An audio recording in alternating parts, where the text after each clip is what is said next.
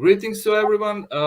We are having a special guest today. Our guest today is Paul Stubbs, sociologist living for 30 years in Zagreb, Croatia. His publications include books such as Social Policy and International Interventions in Southeast Europe, Towards Open Regionalism in Southeast Europe, Transformations in Global and Regional Policies, Making Policy Move Towards the Politics of Translation and Assemblage, and Social Inequalities and Discontent in Yugoslav Socialism. I will also introduce to you one of the interviewers today. It is Arturo Desimone. He is a Ruben Argentine writer, poet, and visual artist, but he has also published a number of interesting and well-written articles on politics that have previously appeared in Counterpunch, Democracia Abierta, Berfloa, UK, DN25 News, and elsewhere. So this is the short bio. My very short bio is I'm Aleksandar Novakovic from Social Movement Flame. I am a writer and historian, and I would also like to add that this will be published on the channel of Social Movement Flame, which is a socialist organization, which has, I might add, none of connections with Socialist Party of Serbia or something like that, because we are European socialists, not socialists of Milosevic era. I might add that we fought against him, as we are fighting today against many other misdoings of the regime of Aleksandar Vučić. So we draw the line over there. And of course, I was ex-member of DN25. So without further ado, Arturo, let's start with first question for Paul. Yes. Professor Stubbs, recently, I shouldn't call you Professor. Okay, you Paul. can call me Paul. Paul, all right.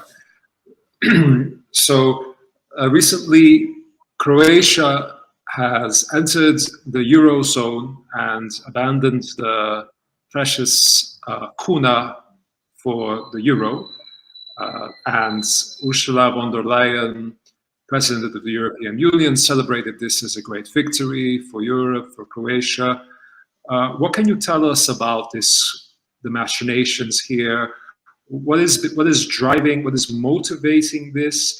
Does this have something to do with Ukraine, with Europe wanting to show Russia that they will keep expanding? What is happening here?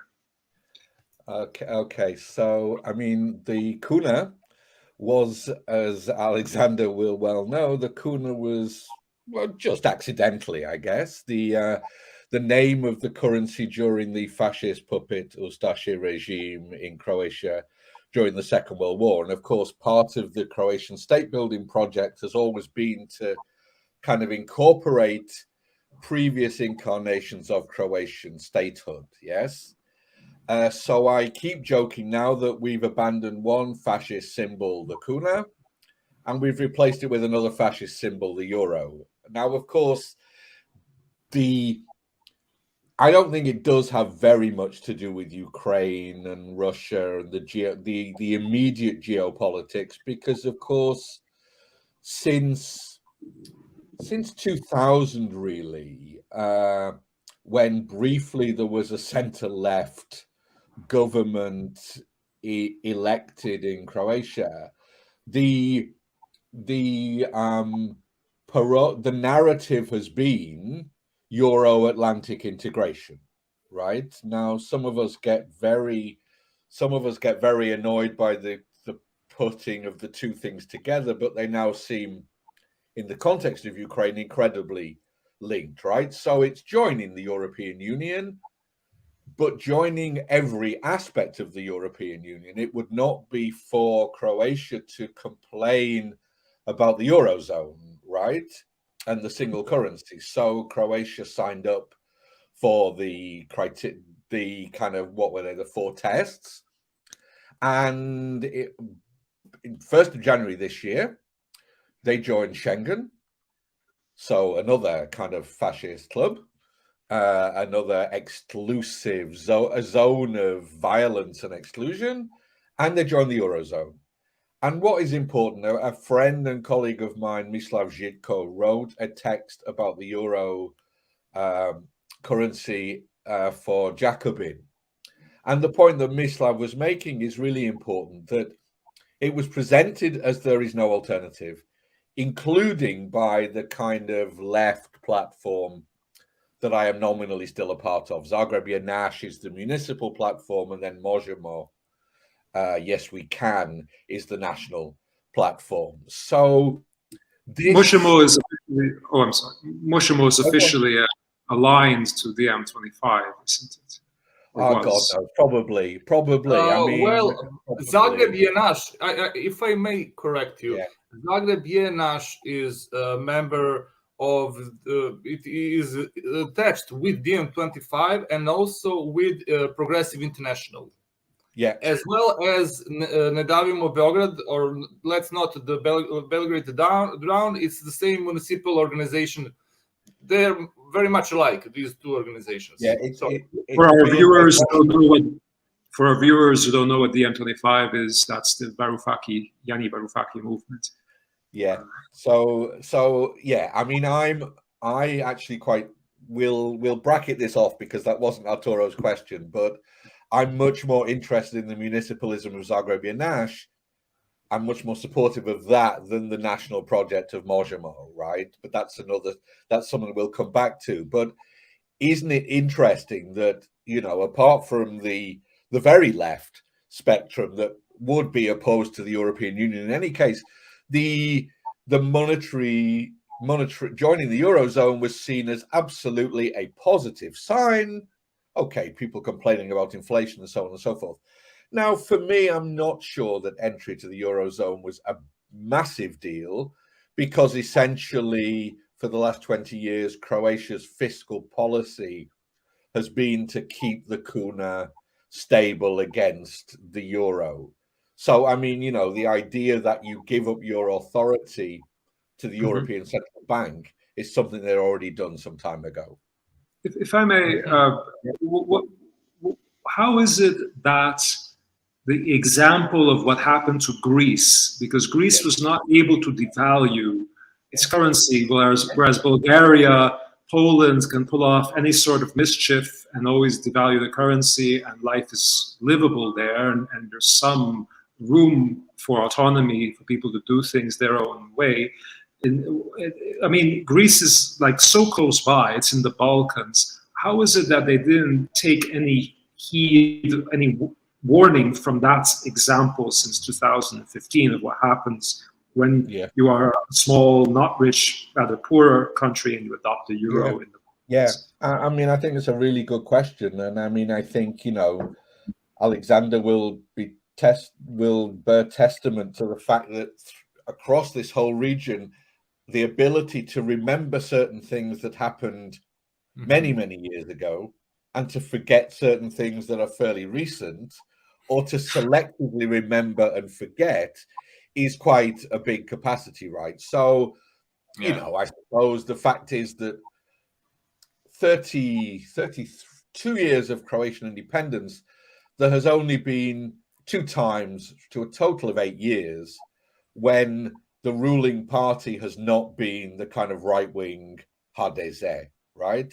And so the right-wing HDZ will be a combination of clientelistic capture, nationalism, but a kind of pro-European kind of, you know, conservative, European conservatism.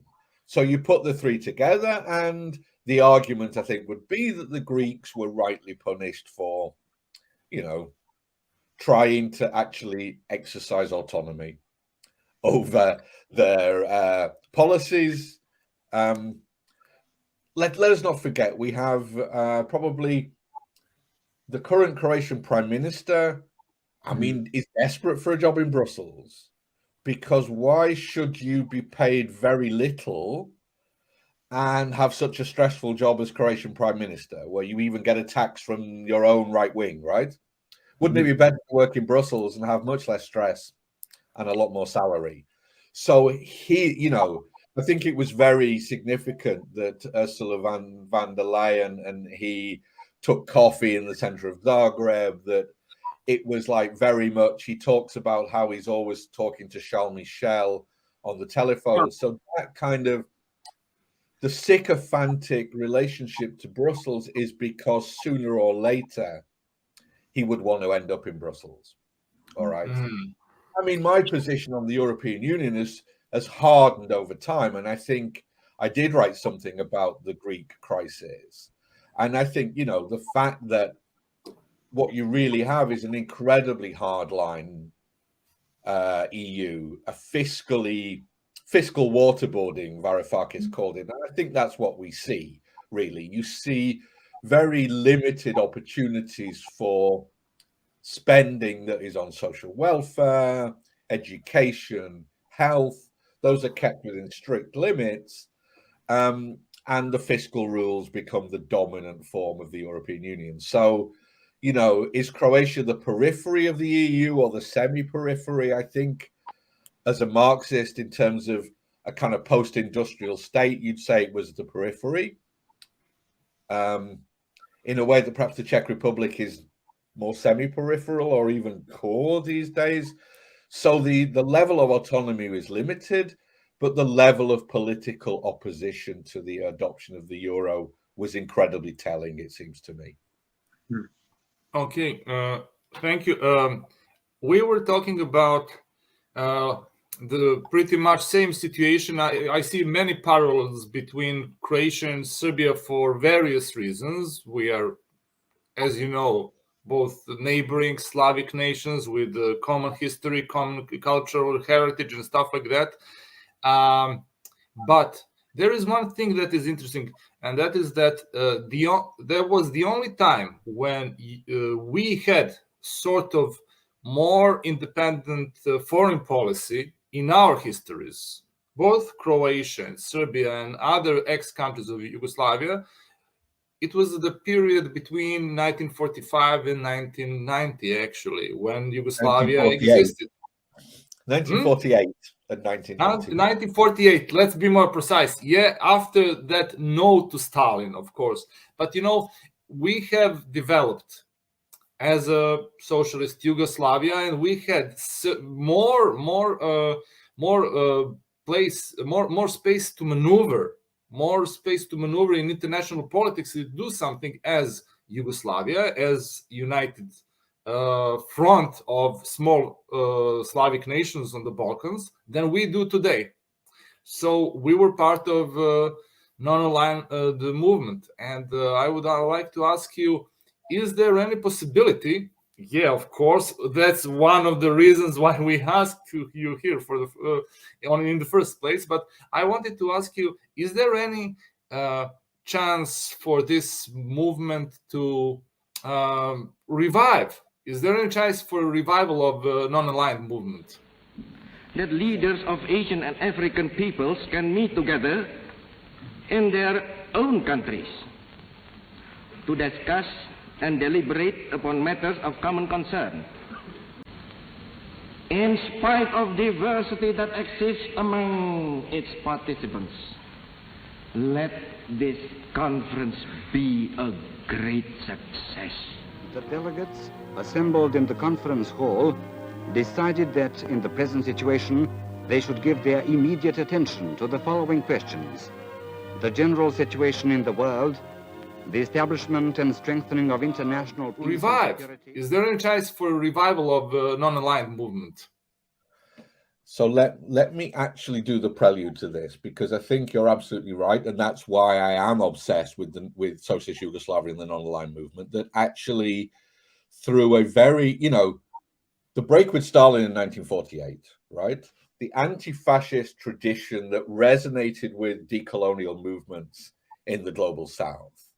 The failure of the Balkan Federation to really work for political reasons meant that actually, you know, probably from even the mid-50s, but certainly institutionally from 1961, Yugoslavia was incredibly important in global politics because it was kind of a soft leader of the non-aligned movement, right?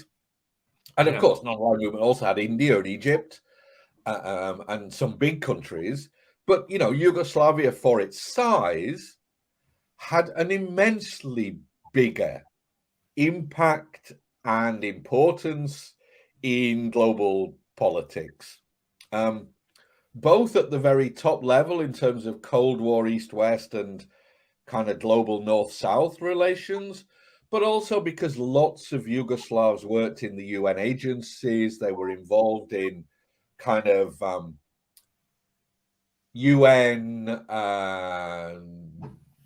We were in the peacekeeping troops of UN, of course, everywhere. Yeah.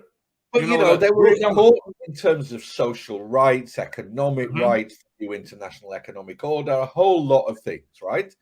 Now, can that be repeated? Well, Aleksandar Vučić in Serbia only remembers the non-aligned movement every 10 years when there is a 50th anniversary of the Belgrade summit in 2011, or as there was in 2021, the 60th anniversary, right? Lavrov was invited, Russia was a guest. I think they were selling arms in the room next door, it was extraordinary. So you've got, and I have written about this for the Progressive International, you've got the answer to your question, I really haven't forgotten, is that there is no relevance of the actual non-aligned movement today, right? The non-aligned movement today still meets, it articulates some things, but nobody listens, right? It often ends up with lots of arguments between the member states of the non-aligned, right? Which actually Tito worked very hard to make not part of the conferences in the 60s and 70s, okay? Well, so there's the actual... Yeah, sorry. Just let me one more sentence, because the actual non-aligned movement is irrelevant, yes, but the spirit of non-alignment is much more important than it ever was, right? Right. And I suppose the thing I often say to liberals, and thank goodness there are no liberals here, but the kind of, when we're supposed to condemn the Russian invasion, as I do, but we're not supposed to mention NATO because NATO is irrelevant to this, I actually say, why do you think it is that so many countries in the global south abstain on UN resolutions condemning the Russian invasion?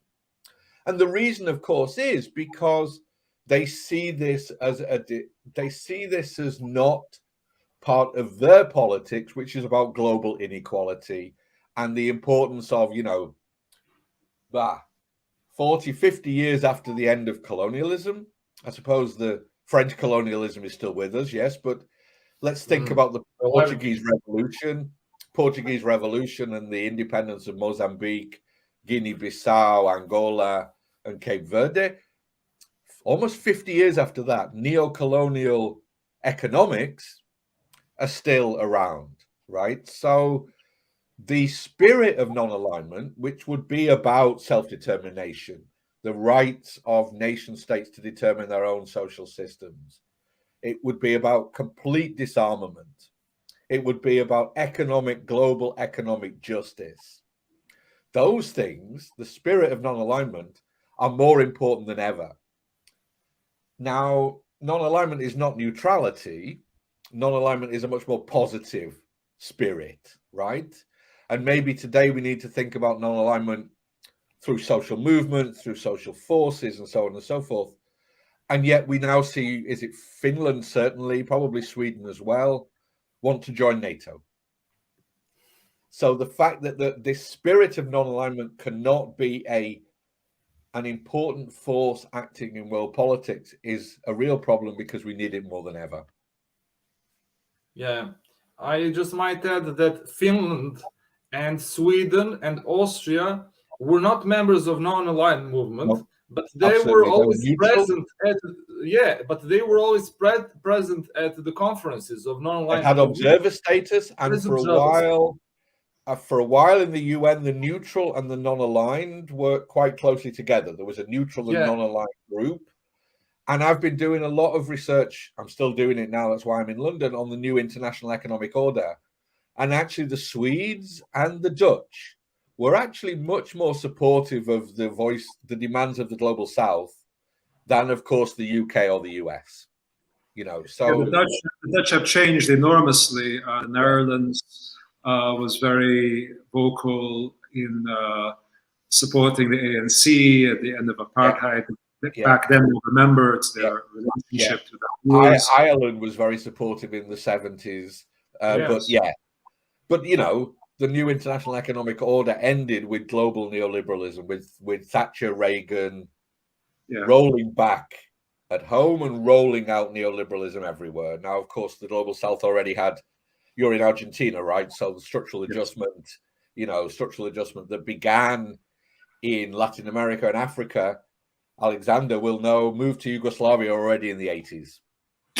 So, the president Alberto Fernandez, has disappointed huge numbers of people, especially the youth, because they thought he'd bring back this attitude of intransigence of the Nestor Kirchner and Cristina Kirchner era, when there was UNASUR, which was a construct that Chavez made. I'm not sure Chavez knew about the non-aligned movement, but UNASUR combines Venezuela with... Yeah, I know.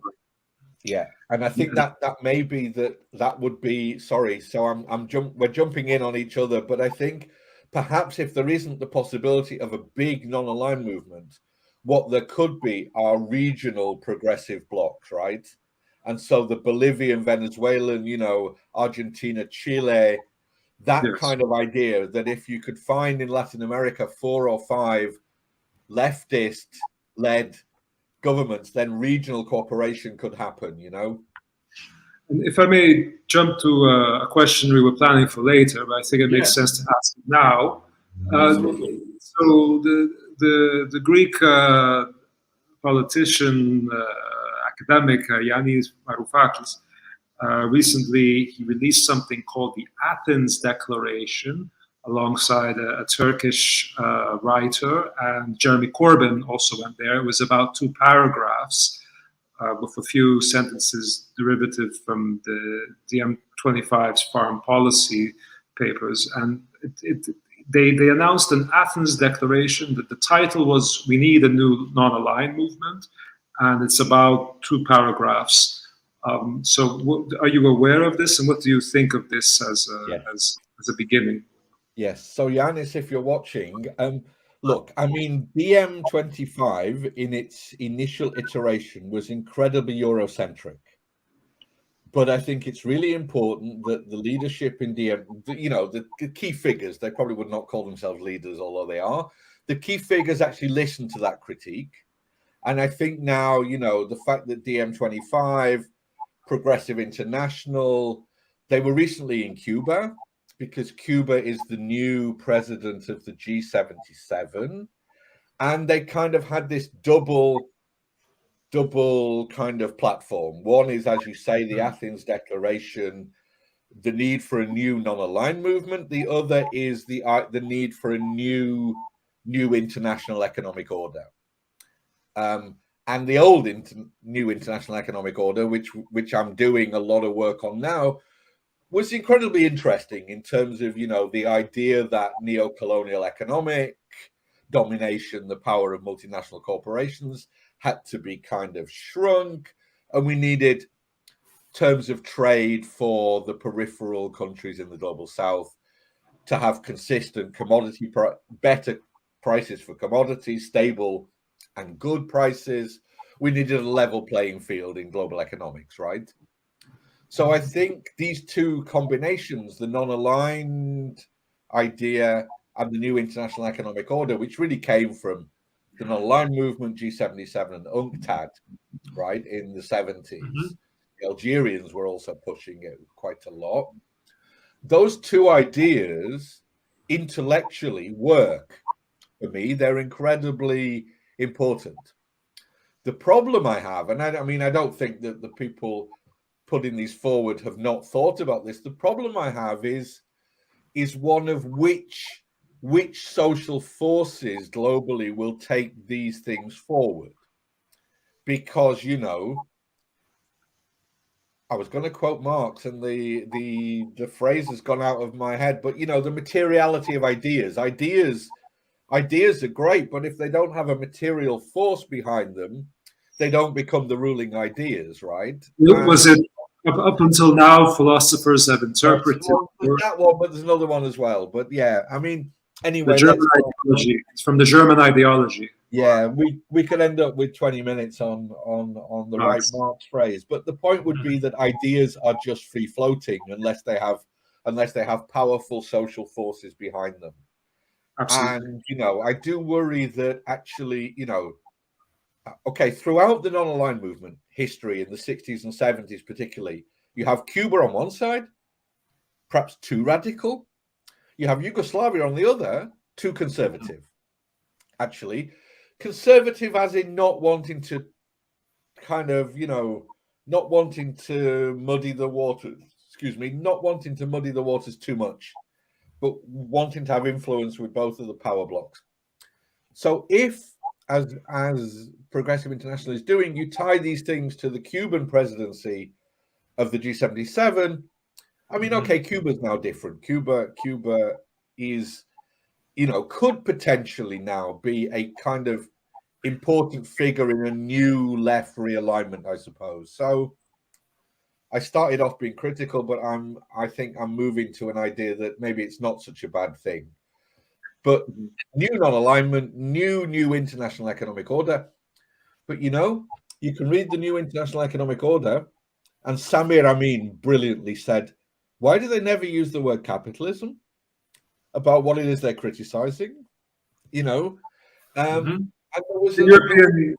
European Green New Deal, another text of the M25, if you search in the PDF for the word class, it might appear twice. Yeah. And there's a problem there, right? I mean, okay, we know why it's difficult to bring class and capitalism in, but if you don't, then where are you really going with this? There was genuinely, among some of the people in the new international economic order, the idea that the whole world could agree to this because everyone would win. And of course, that's not how we see the world, right? In terms of class struggles. Samir Amin, again, was brilliant. He kind of said, I think this is about the bourgeoisies of the global south trying to get a bit of the piece of global capitalism for themselves. And I very much like Vijay Prashad's work, where in a sense you need that double movement, right? Decolonial states became subjects because the national bourgeoisie worked with the national popular forces. But then the national popular forces needed to destroy the bourgeoisie, frankly, or, take power over the bourgeoisie. And that never happened. This idea of remembering Bretton Woods is not new in Argentina or in Latin America. And these neo-Keynesian ideas, I'm not necessarily against them, but they're not very new. They are basically what the economists who were in the Lula, Kirchner, Correa governments were advocating.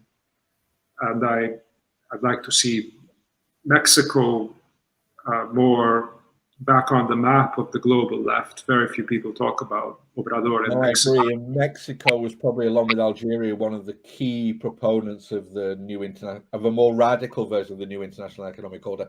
No, I mean, I'm not. I mean, I think the point is that this Keynesianism can also have a quite left variant, right? Which might not be too bad, but it's still capitalism with a human face, right? It's still kind of, private modes of production, but redistributory welfare state.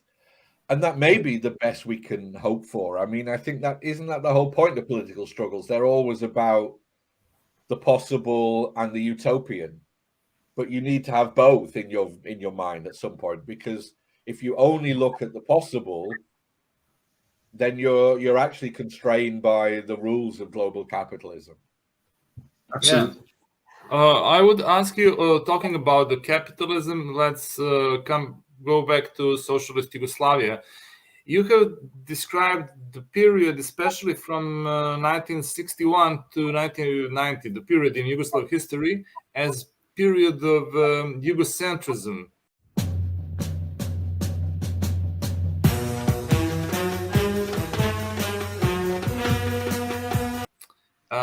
Can you explain to us the meaning of that term? And I might say that there is a fair description of Yugoslavia in this period, and that Yugoslavia was basically helping the global South countries, sometimes even with weapons, like in the case of Algerian uprising against the French occupation. Absolutely, So the Angolan, yeah. No, look, Yeah, it's very Yugoslavia was everywhere in the global South.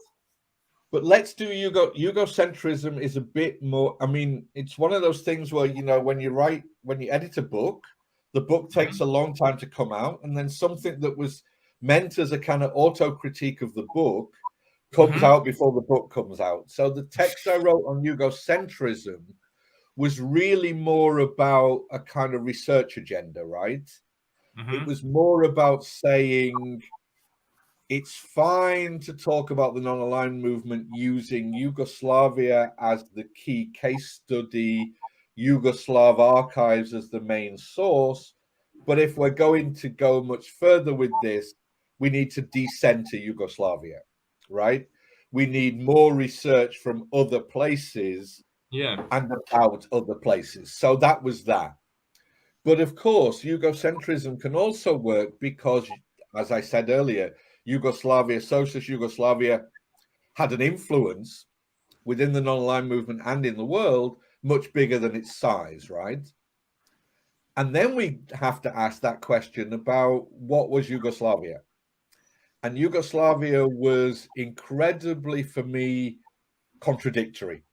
I still think Igor Stix once called it the most successful socialist experiment of the 20th century, which, if you think that 1917 was the 20th century, right? That's quite a bold claim. But I also agree with like Darko Suvin, who talks about 20 glorious years of Yugoslavia, right?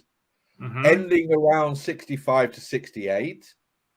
Because then, I often say this, Yugoslavia did experiment with market socialism, but originally it was more socialist than market.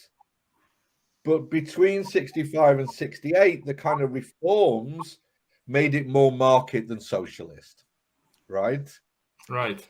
So it became, now I had a conversation with Joanna Bockman yesterday, who wrote this wonderful book about how come in Yugoslavia and Hungary there were all these economists in formerly socialist countries influenced by neoclassical economics, right? So this is a much more complicated story. Not all markets are capitalist markets, right? And self-management was, I think, a really important participatory mechanism originally for factories, but then spread to the community. However, you do end up with a revolution that runs out of energy. It becomes bureaucratic, technical, managerial. It becomes marketized. Later, it becomes a lot of competing nationalisms. And of course, because of the second oil crisis, Yugoslavia, I think, was destroyed by the second oil crisis, when oil-producing members of the non-aligned movement did not give them cheap credit. So, Aleksandar, the IMF came to Yugoslavia already in the early 80s, right? Actually, it was 1 year before Tito's death. So it was about 1979. Yeah. We were already facing big national debt. It was like about $20 billion, which was a pretty hefty sum back in the days. We don't need to talk to an Argentinian about national debt, right? Yeah. You know about this, but absolutely at that moment, Tito had the hope that the newly oil-rich states would actually put money back into kind of supporting the non-oil producing. Well, as Mark Twain said, history don't repeat, but it rhymes. And like what we saw, the breakdown of the Latin American populist governments that were at first so defiant, but they all went to hell. That had something to do with an oil crisis as well. The price of oil became cheap. I don't know if it was the Libyan war, if it was fracking, if it was Saudi Arabia deciding to overproduce the barrel upon some command from Washington. But suddenly, towards the end of the second Obama administration, the price of oil went down. It created an oil crisis affecting Venezuela, which could no longer deal with the sanctions, affecting Argentina, affecting Russia. So maybe that's like a repeat of what happened then. No, absolutely. And that's why I think, that period that starts with the Lusaka summit in 1970, goes through the new international economic order, but it ends with the second oil crisis, is a really important moment in global history because it ends in it ends in the absolute victory of neoliberalism rolling out throughout the world. But it didn't need to be like that. And what's really important is the first oil crisis, the G77 maintained a huge amount of unity, probably very much thanks to the Mexicans and the Algerians at the time, actually, because the argument was, well, if you can do it for oil, you can do it for copper, you can do it for coffee, you can do it for tin, you can do it for aluminium, and so on and so forth. The second oil crisis really kind of fragments that unity. And of course, you have the United States determined to smash the power of the G77. Later, they leave UNESCO, which is kind of it seems a trivial thing, but it's not. And they basically say global economic governance is the World Bank and the IMF. The UN is a flawed institution because, my God, all of these newly decolonial states have an equal vote to our vote. Yeah. When we were talking about the oil crisis, I might say that it was a strange situation. Back in 1970s, late 1970s, Yugoslavs were watching UK being hit by huge economical crisis. Yeah. And we were watching that UK had power cuts and strikes everywhere and racial tensions, stuff like that, and Thatcher coming to power.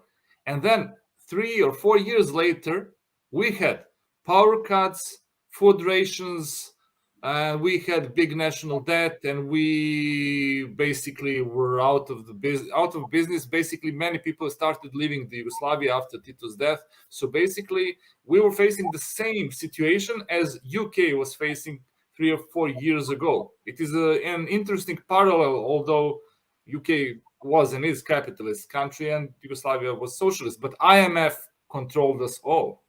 Absolutely. I'm even old enough to remember when the Labour Chancellor was on a plane and the IMF forced him to come back to talk to the IMF in London, So this is a really complicated story, but to be Yugocentric again for a moment, I think, the economic crisis was huge, right? But Aleksandar, you will agree that Yugoslavia was also destroyed by a political crisis. And that political crisis was, in fact, the creation of a technocratic kind of political elite. And there were lots of strikes, right? I mean, you can do the graph of labor unrest in Yugoslavia, and it rises in 75, 76. But the voice of organized labor does not get heard by the kind of League of Communists of Yugoslavia, and it certainly doesn't get heard after Tito dies. So that one might see Gilas as a kind of bit of a weird liberal anarchist, but Gilas is his idea that you need to renew revolutions, right? You can't just let them solidify into bureaucratic, technocratic autarky. You need new faces, and the new faces were Milosevic. What was Milosevic? What was Milosevic's history? He was a banker in Washington for Yugo Bank. Yeah, Absolutely. But you know, when we're talking about this, I will remind everyone about student demonstrations in Belgrade back in 1968. You know what was the biggest slogan of the demonstrations? Free Down love. with the Red Bourgeoisie in 1968. Dole Crvena buržoazija. Yeah. This has a very strong parallel to Latin America, where people talk about the Bolí burguesía in Venezuela and how things became very bureaucratic and static, especially after the death of Chavez. Yeah. Can we the switch same thing, you know, to 23 years after the partisan struggle, actually Tito was heading a kind of table of leading figures, and no one else had fought in the partisans. You know, they'd all been purged or died. Or retired. Yeah. Or retired, as Kocha Popovic did, retired. Kocha Popovic, yeah. When he saw the way things were moving. Yeah, Kocha Popovic was a Yugoslav foreign minister and one of the most brilliant both military tacticians, intellectuals, and the foreign minister of Yugoslavia and representative in United Nations for quite a long time. A remarkable person. Basically. Brilliant guy. Yeah. I mean, I tell people that I started this work on history 6 years ago when I thought Kardelja was great and Kocha Popovic not so great. And over 6 years, I've completely changed my view of the two of them. Yeah. And Popovic was fascinating, of course, because he would when he was Minister of Foreign Affairs, he would try, you know, he would get diplomats to say things in the first 10 minutes and not stay for an hour and say the same thing 6 times, which is what I might end up doing in this podcast. But anyway. But speaking of which, Arturo has the next question. So,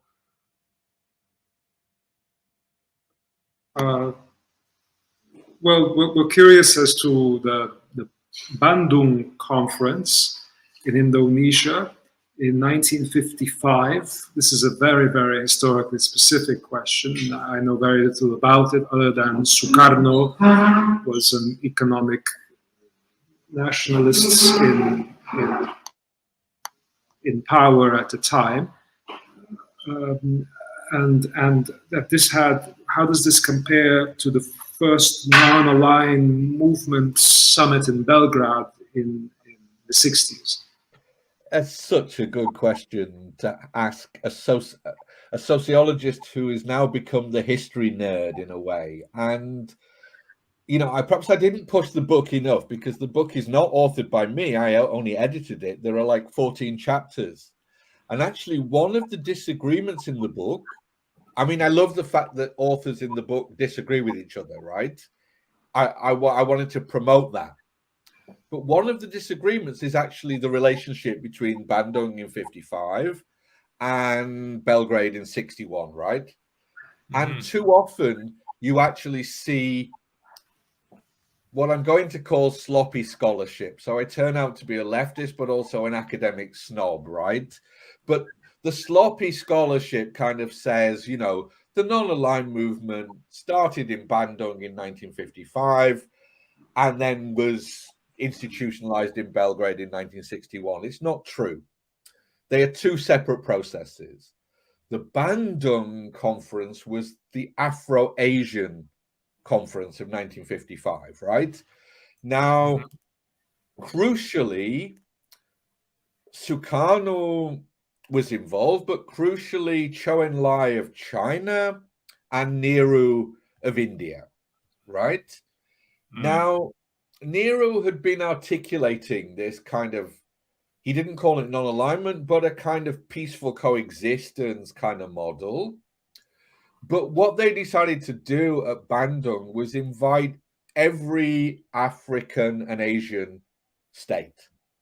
Now, there was a lovely speech, I think it was Sukarno, because basically he said, I recognize many of the people around this table from the 1927 Congress in Brussels against colonialism, right? Since then, many of you have been imprisoned, But now we don't have to meet in Brussels. Now we can meet in Bandung. This is our moment. This is our moment in history, right? Now, it involved some socialist, quite pro-Soviet states. It involved a lot of pro-American states. But it passed some resolutions. The only reason it never continued, Arturo, was because India and China had a huge border dispute. Now, you couldn't have a Bandung 2 without both of them, right? Because they're incredibly big. And into that kind of vacuum, so Yugoslavia was not invited to Bandung. Tito's wife's biography contains a bit where she pretends they were in Bandung and that she overheard Tito and Nehru talking to each other, and she said, why don't you do something instead of just talking? Yugoslavia was not a Bandung. Is it very fragrant, full of aromas and jacaranda plants? And yes, maybe smoking too much. Yeah, I mean, so look, that meant that Afro-Asian unity could not continue. So you end up with non-alignment. Now, one argument would be that the non-aligned movement was very different because it was a universal process. I'm not convinced about that. You didn't really get a lot of Latin American countries, partly because Cuba was involved from the start, partly then later because of the kind of, that moment of leftist, the Allende, the overthrow of Allende, the coup in Chile, kind of. Plan Condor. Yeah. So where am I going here with this? Just probably with Bandung is incredibly important. And the Bandung spirit, just like the non-aligned spirit, kind of fit together, I think, really. Sure. Sorry, just two more things, because I think these are also really important. Sorry, this is very nerdy. One is that in 1965, the Tricontinental was held in Havana. And the Tricontinental was incredibly important because it tried to say, let's bring three continents, Latin America, Africa, Asia, together. So it was almost like an updated Bandung with Latin America. But they also had, like, the Black Panthers came from the United States. People have written about this. It kind of deterritorialized the anti-colonial struggle. The idea that there were Souths in the North. To be black in inner city New York is like to be the third world. South. Yeah. Back then, the black liberation movements looked outwards towards the third world movement, the anti-colonial movement, whereas today the Black Lives Matter mainstream tells the rest of the world what to learn about race and conflict. Yeah, I mean, I think that you're onto something there. I wouldn't put it quite so strongly for a variety of my own emotional, intellectual reasons. But I actually think this forgetting of what I've called circuits of decolonial affinity. Yes. When Lumumba was assassinated, students protested in Belgrade, including, of course, African students, but also local students. So, that idea of anti-colonial solidarity, which I suppose the only recent thing, the World Social Forum, that kind of, or the protests against the G7, those kinds of things. The Portuguese sociologist who I believe founded or co-founded that was recently in Argentina speaking. Boa yes. de Sousa Santos, yes. Yes, I saw him in the Centro Cultural Kirchner speaking. Excuse me, Paul. You have when we're talking about non-aligned movement, and there was always one picture that was very popular, and it is also between us Balkan leftists very popular these days. It is almost a meme. It is a combination of two photographs. On one photograph, you see Belgrade 1961. Yugoslav students talking with fellow African students. They're dressed nicely, reading newspapers. The other photograph is Brussels, 1961. White woman from Belgium giving candy. to a girl, and that girl is African girl placed in the human zoo in the center of Brussels. So they treat them like animals. We treat them like brothers and sisters and comrades. So we always had that big pride of Yugoslavia because we were the only Europeans who didn't come to colonize, but to help and to build. We always had a big pride about that. I think that's really important. Just today, I went to an exhibition run by two friends of mine, Bojana Piškur and Angelina Radakovic in London. But there's a film made by Nika Autor on the building of the Šabac-Sarajevo railway line in 1947, right? So people came, Arturo, from all over the world. Young people came from all over the world. And within 7 months, they had built from nothing in the most crazy terrain, like rocks, hills. They had built a railway that I think was like 240 kilometers from Šabac to Sarajevo. The film said people from 52, young people from 52 countries came. And the film is framed because, although we don't know who she is, there was a Palestinian woman, a young Palestinian young woman, as part of those international brigades rebuilding Yugoslavia after the war, building railway lines. So, Aleksandar, it's even 1947, you know, people from all over the world are coming to build socialism in Yugoslavia. And in 1961, Belgium, one of the most brutal colonial powers, says the man from Britain, we probably, you know, the competition as who was the most brutal was pretty fierce, right? And we were all but you know, that moment. Now I do have something I haven't written yet, which is a bit of a critique of some of the anti-racism of the Yugoslav politics within the non-aligned movement, and this might separate us out as different kinds of leftists, because for me, racial capitalism is a structure. You know, race is not an identity. Okay, it can be a political identity, but it is a structure. So colonialism and capitalism are interlocking, or imperialism and capitalism are interlocking structures. I actually think that the Yugoslavs, you know, wanted to condemn rightly apartheid in South Africa and in Zimbabwe, Rhodesia, but they didn't see it as a global system of racial capitalism. I get it. But you know, I was actually, the thing that I said before was actually just an introduction for the key question, and the key question is if you take a look at non-aligned movement, it is pretty colorful bunch, isn't it?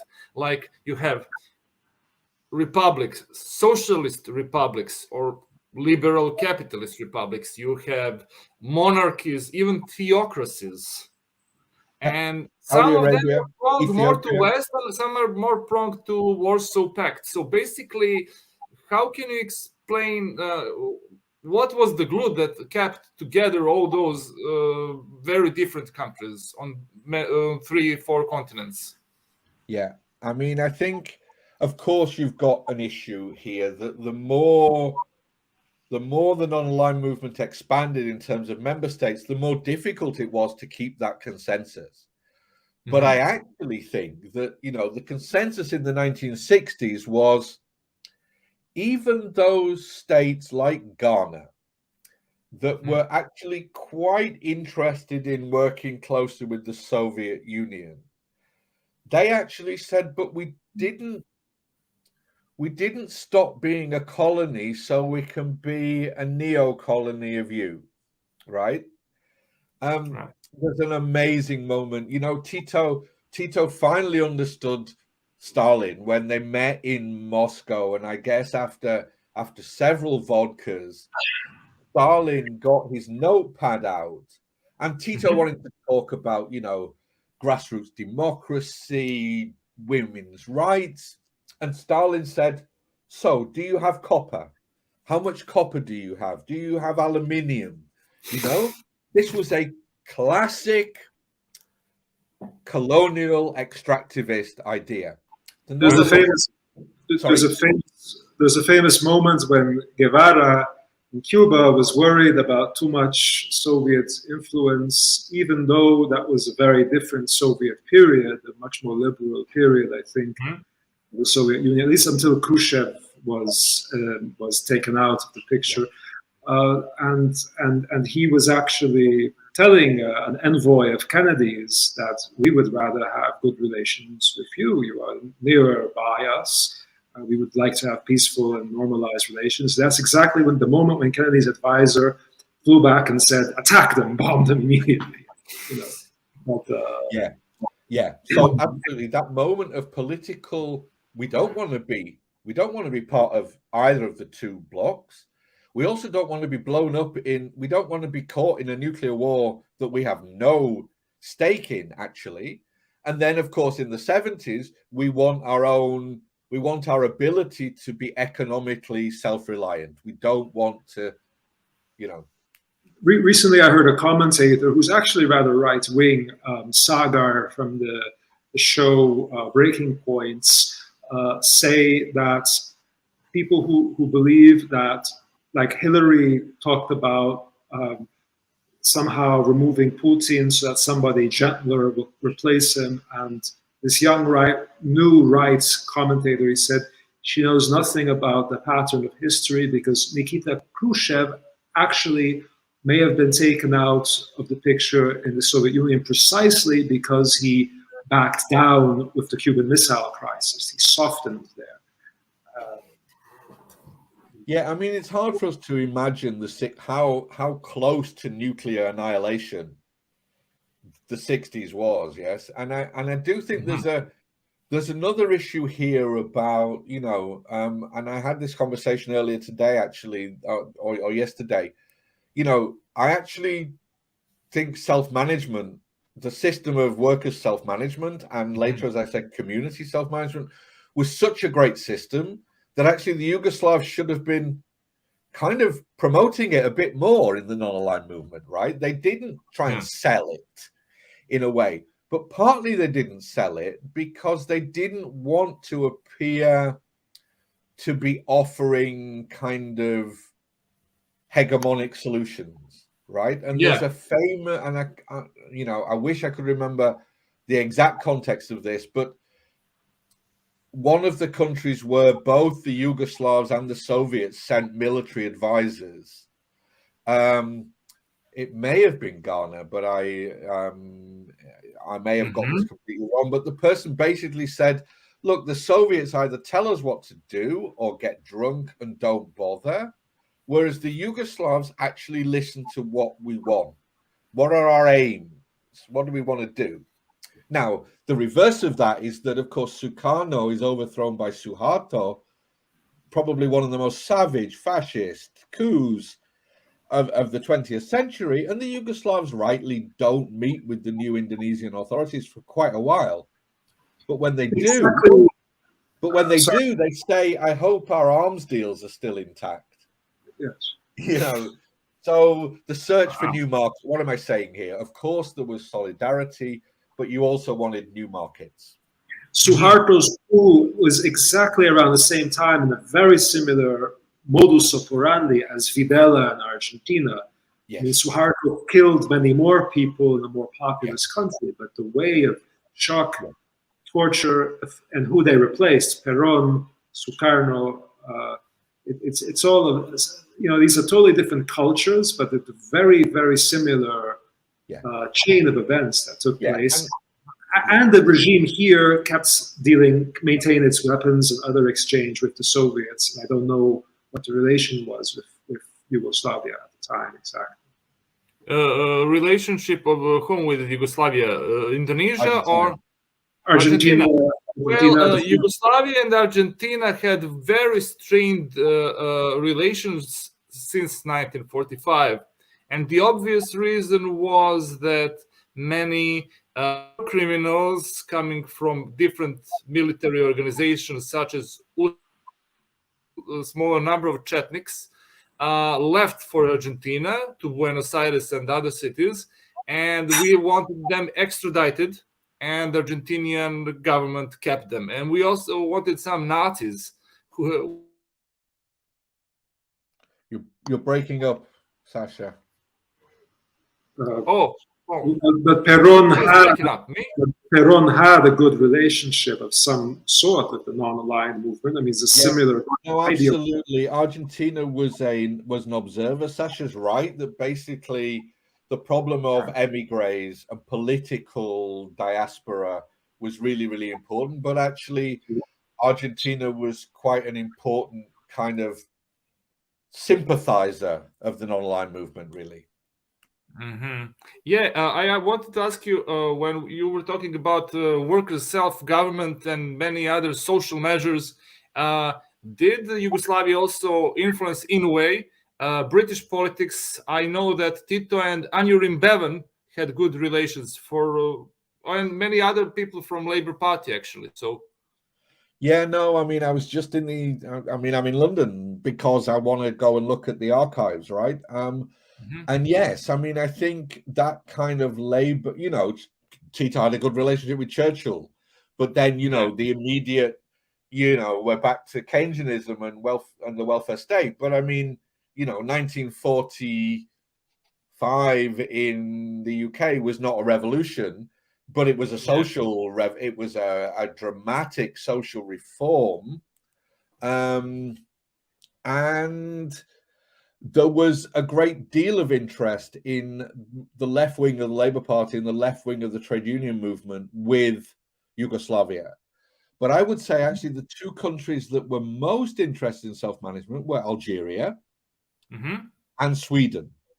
Sweden, were wanting to think through participatory democracy in the workplace, and they sent people to look at what was going on in Yugoslavia. The Algeria-Yugoslav story is a complicated one because Tito identified with Ben Bella, who was overthrown by Boumediene. But actually, a lot of the autogestion in Algeria happened.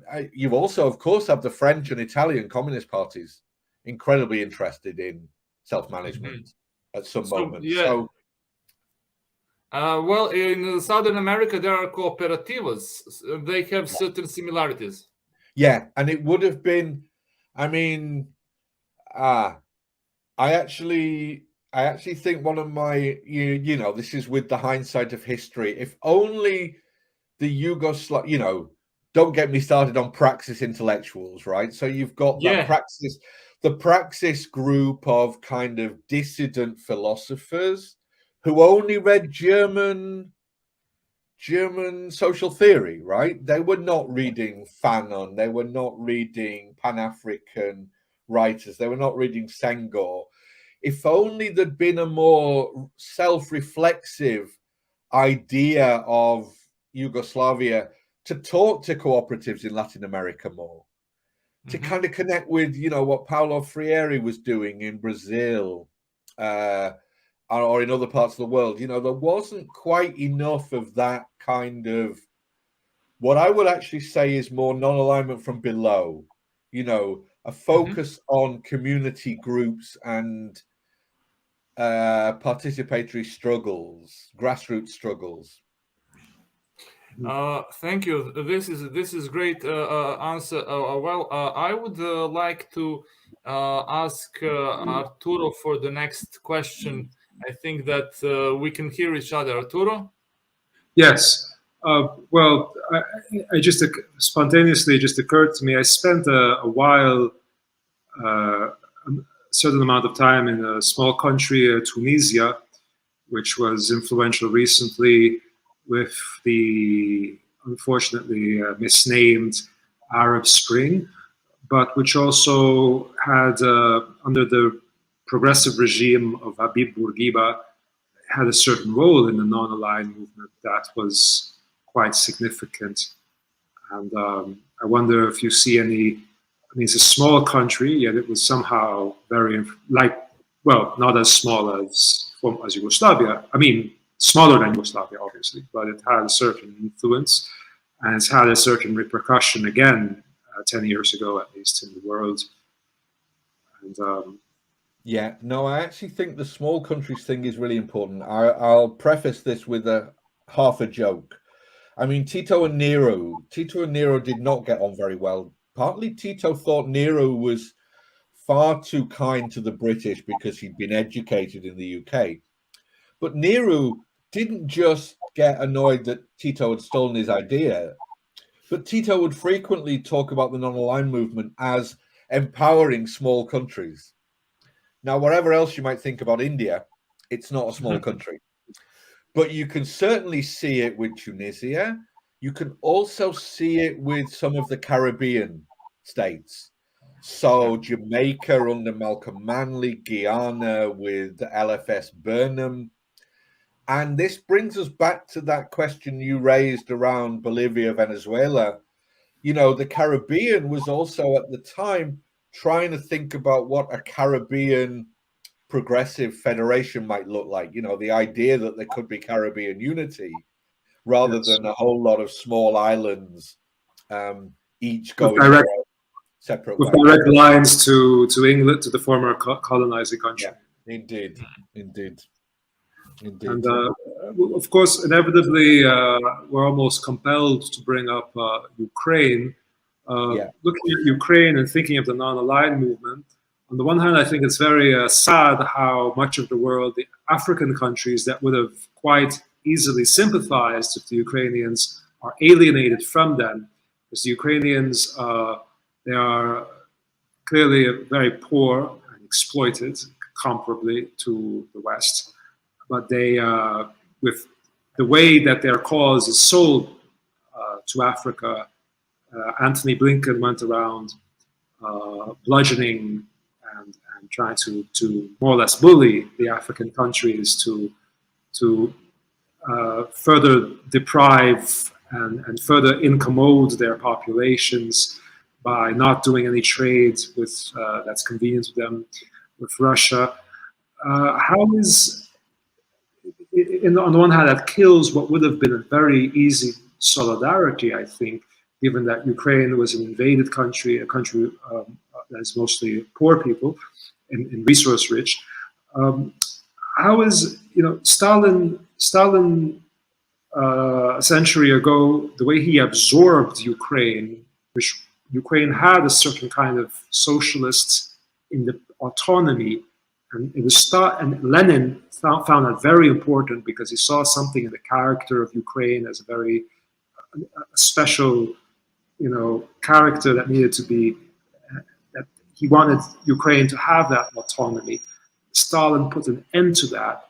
Was that example an example that may have motivated figures like Tito to have a non-aligned movement in the first place, this historic example of Ukraine? Gosh, I think that's very interesting. Look, this would need another podcast about the relationship between Yugoslavia and the Soviet Union, right? Tito, of course. Let us not forget, Tito was in Leningrad, St. Petersburg, when the revolution happened. Tito took part in the Russian Revolution. All right. He was imprisoned by the Tsar. So he always hoped, and I think Khrushchev really was his hope. He always hoped that there would be more of an understanding of the importance of what was the phrase, diverse roads to socialism, right?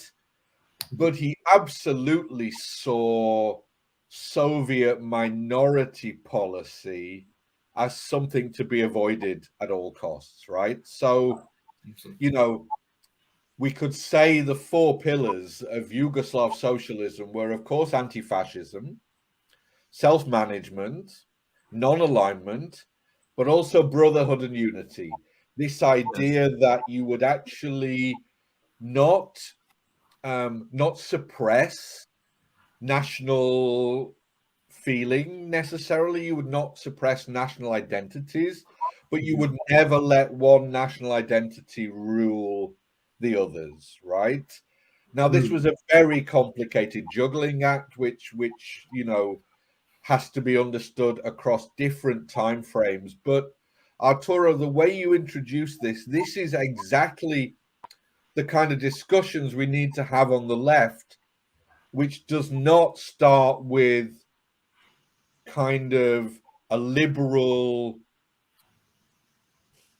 refusal to look at NATO, and on the other hand, a left-wing refusal to kind of see this outside of a kind of weird imperialist struggle.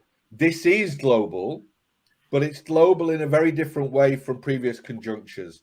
So two things are important here, I think. Yes, there should have been the possibility of a solidarity between a neo-colonial invasion and countries in the global south.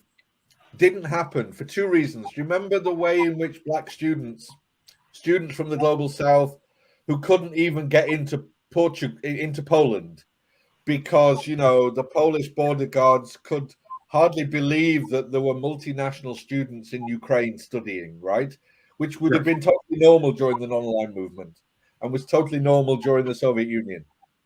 So that kind of racism was really, really important. But the other thing, of course, is that Ukraine's struggle, of course, is militarized, and that's a legitimate struggle against the invasion, right? But it's militarized in a proxy war, in a kind of let's spend as much money as possible on giving the Ukrainian government what they need to fight, you know. What am I saying with this? And the whole point of that is that that's an incredibly costly enterprise, right? So instead of trying to think about solutions that involve less military spending, we are forced into only thinking about more military spending. But it does raise, so the final point here, I think you're absolutely right, the kind of, and I tried to explain this the other day, that can we think about nation states and self-determination in ways that do not make us fetishists of Westphalia and the idea of a European nation state? Because for me, once you do the whole world, what is nation and what is a state are certainly not the same thing, right? But they also need to be thought through in terms of what are the levels of social organization that matter, and what are the kinds of autonomy. And, you know, where Aleksandar lives, there's, you know, well, because of the nature of the politics, it's very difficult to find a solution to Kosovo, the Kosovo question, right? Mm-hmm. But the idea of how you could have folded autonomy or, you know, sovereignty, self-determination in a way that doesn't reproduce nationalist and neoliberal forms seems to me to be where we need to start thinking on the left. And it sounds a bit utopian because I don't have any great ideas about this, other than maybe it wouldn't be bad if the United States and the Soviet and the Russian Federation would actually go to the UN for mandates, rather than when the UN says no to something, they just invade anyway. Well, that brings us to something important: the weakness of the UN, because the UN today is a sprawling. It's the largest organization in the world, and it's the most disappointing. It was shocking. Its inaction during Syria was shocking. Its inaction and its failure today.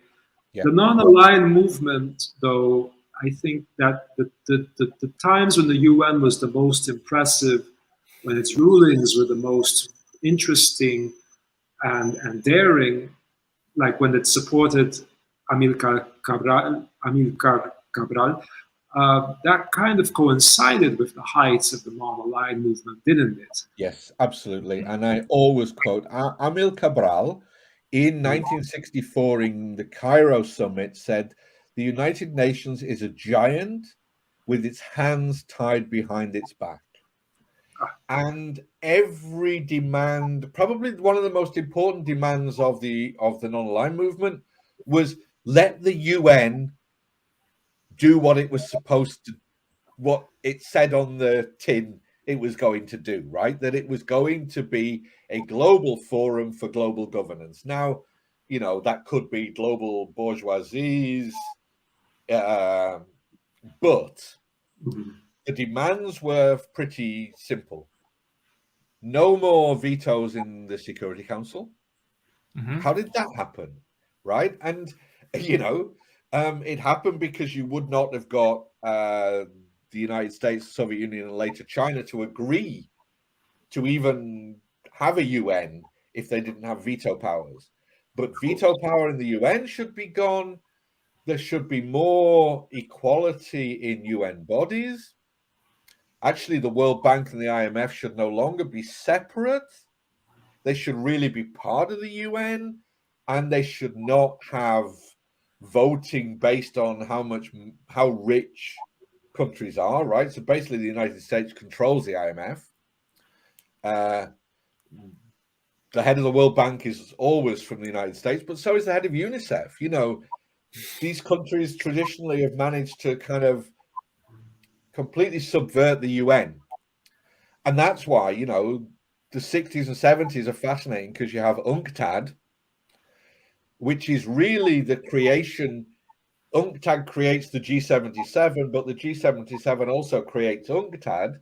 UNCTAD becomes a place in which left-wing economists can actually think of a world in which terms of trade are not colonial.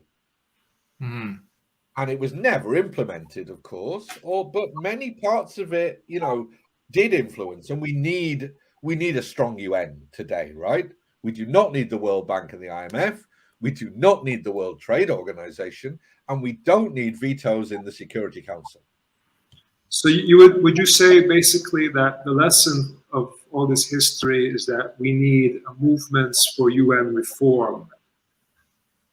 Yeah, but equally, I think, and this is linking back to my previous point, which was a bit vague, but maybe is important here, and it's not about NGOs, because, look, NGOs can be the liberal underclass of, you know, liberal capitalists, the kind of lumpen proletariat of liberal capitalist hegemony, right? It's not about NGOs and projects, but this idea of a kind of a forum in which every nation state is equal, but also in which there is the possibility of critique from below, critique from popular movements, some kind of dynamism of the two would be incredibly important and interesting. And again, I think we only find that now in regional, you know, the Bolivarian, the thing you talked about earlier, you know, the kind of Latin America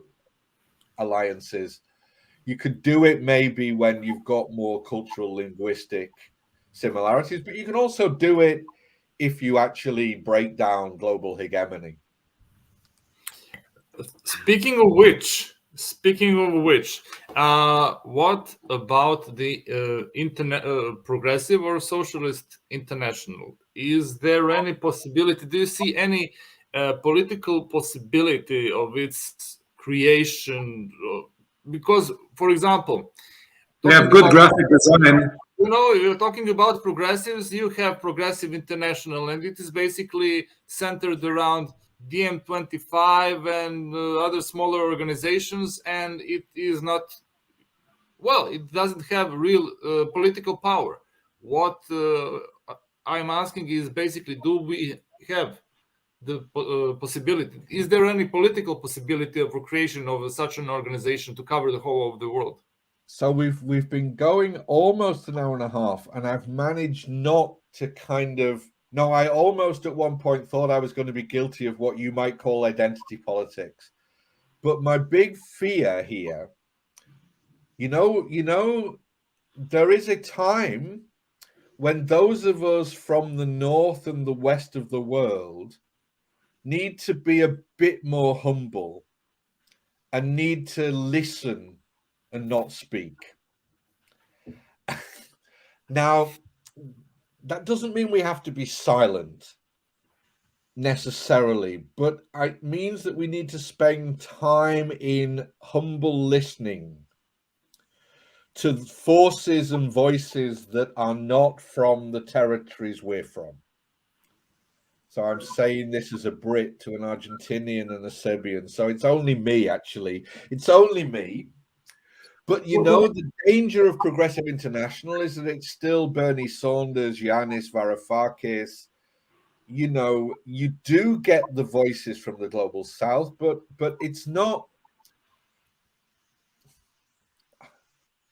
How am I going to, you know, there are people that could be the new, you know, this is going to sound pathetic actually, but you know, the new Nkrumah, the new Nyerere, the new Castro, you know, there is an important point about listening to voices from the global south.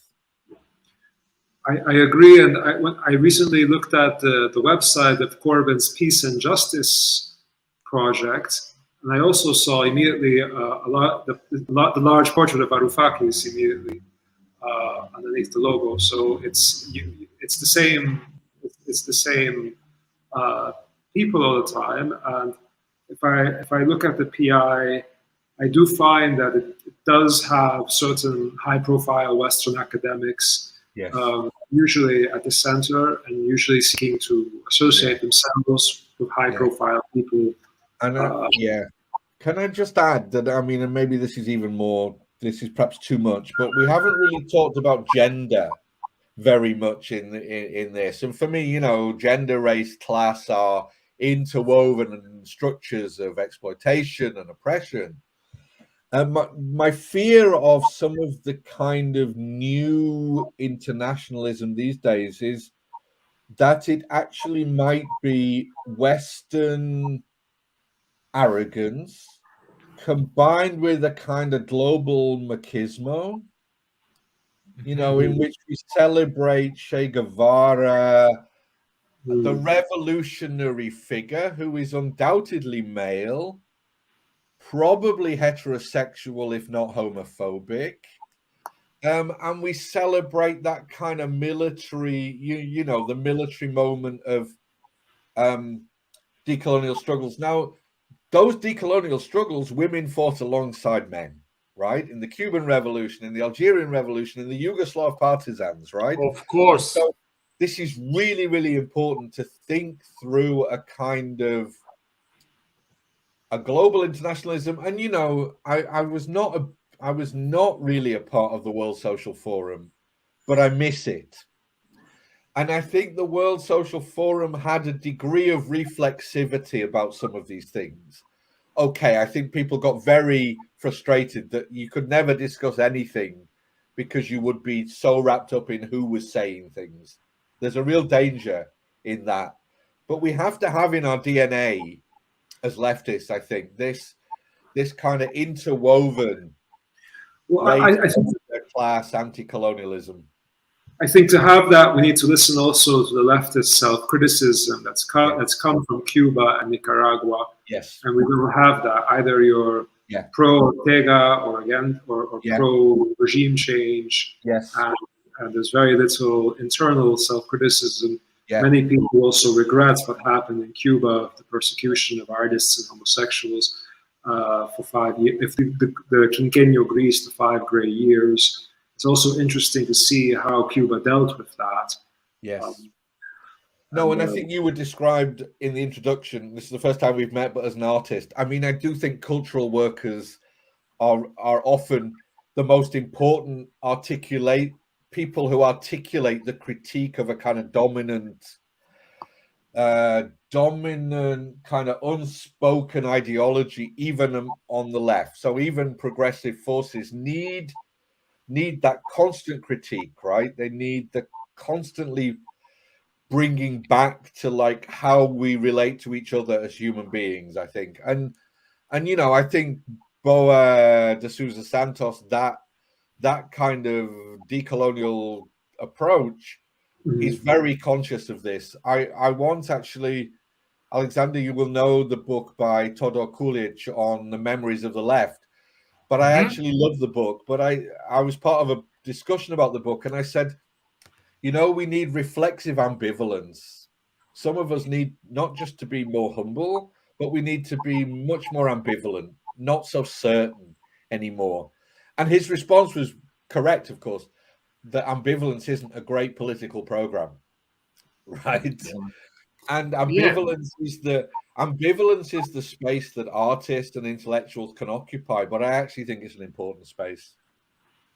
Yeah, we need to have at least some ambivalence in certain situations, of course. When we were in the foreign policy group, we have also our policies and our ideologies and stuff like that, but we need to take a look at us from the guy's perspective, or take the other guy's shoes, of course. Absolutely. So, yeah, there is that. So without further ado, I think that that pretty much wraps it up for tonight, and I think both of you agree. So once again, I would like to say thanks again, big time, for the great conversation, for Paul Stubbs. Thank you for being with us, and I hope we will see each other soon, virtually or otherwise, because we are on the same peninsula. Yeah, I've never been to Argentina, so I would love to meet up with you, Arturo, but I will in about 3 weeks be in Belgrade. Wow. Yeah, it will be great. So see you over there. Arturo, Paul, warm regards. Be good, stay good, and I will send you the recording afterwards. So see ya. Thanks very much, and Bye-bye. let's hope the people we criticize won't be watching this. I hope so. I hope so, and I hope to see you all in Belgrade one day. Yeah, likewise. See ya. Bye bye. Fascismo. Ciao. Sloboda narodu.